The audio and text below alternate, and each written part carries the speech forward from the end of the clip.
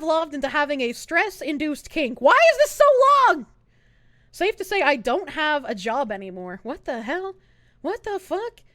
When the pandemic and the lockdown started, my life basically spiraled into shit. I lost my job, had to abandon college, and my girlfriend left me. And it all happened in quick succession. To say I was beyond stressed isn't enough. I was constantly worrying about bills and family, and a virus going around. In one of these days, my phone suddenly died. Nothing I did to try to salvage it was working. And with it being practically the only way others could contact me, I had to get it fixed ASAP. It ended up costing me around $600 in my currency, which I didn't have, which meant I had to borrow it. Which meant I had to worry about paying that person, which meant more anxiety and stress for me. I hate borrowing money, chat. Like, I don't ever want to take on, like, debt to an individual, you know? Like, I guess I'd rather borrow from an individual than a bank, but I don't want to take on any debt at all. I want to know how this has to do with kinks, though. Did this man, like, accidentally fin-dom himself? Taking consideration, $600 in my country is a little less than half of a minimum wage, and that I was unemployed at the time. The money I owed my brother was a huge deal of stress for me, so when I got home that day, trembling with anxiety, I did the only thing my stupid little mind thought was going to help relieve some of the stress: beating my meat.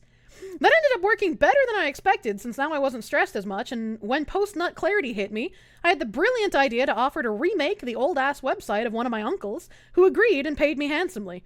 Hooray, that was easy, my dumb ass thought. Well, I don't know what went wrong in his brain wires, but, like, when you're really, really stressed, yeah, beating your meat does help. He had the right idea, so I don't really know what went wrong. I don't know what went wrong. Good thing you have shit to do tomorrow morning. It'll save you from this. Good night, Smacks, come. Good night. People have been figuring out how to fuck for millions of years. It's not a big deal, just playing it by ear. Yeah, but then you get some weird scenarios, right? Like a guy who doesn't understand what's happening when he's cooming, so he freaks out and, like, runs to the bathroom, right? You know, you get those people. You sure will get to know what went wrong. After that, I ended up making a habit that whenever something was worrying me, I would take a breather and polish my pole. And after that, I would think about a solution. And most of the time, it worked like a charm. Worked so well, in fact, that I started thinking about problems while I was buttering my meat baguette. It was no big deal since I live alone and was freelancing at home.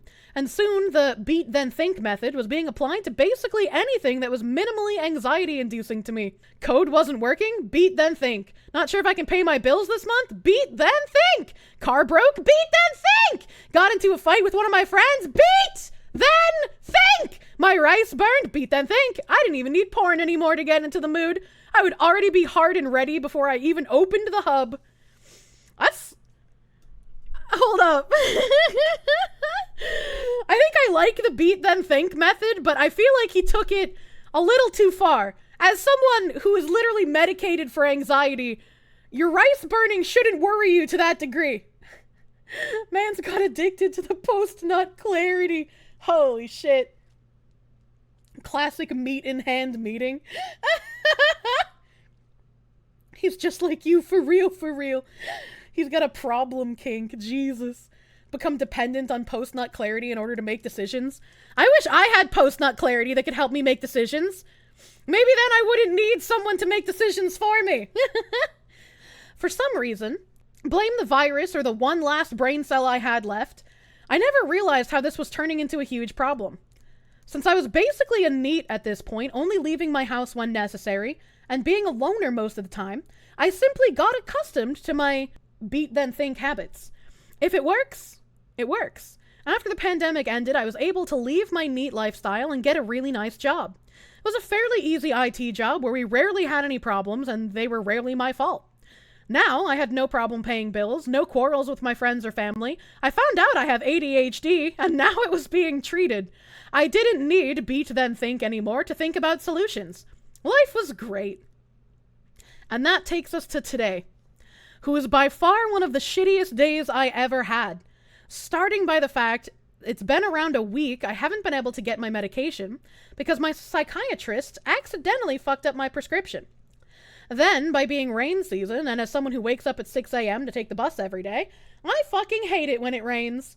Then I find out my cell phone died again, and that it was going to cost me another $600 to get it fixed. Okay, at that point, just buy a new fucking phone.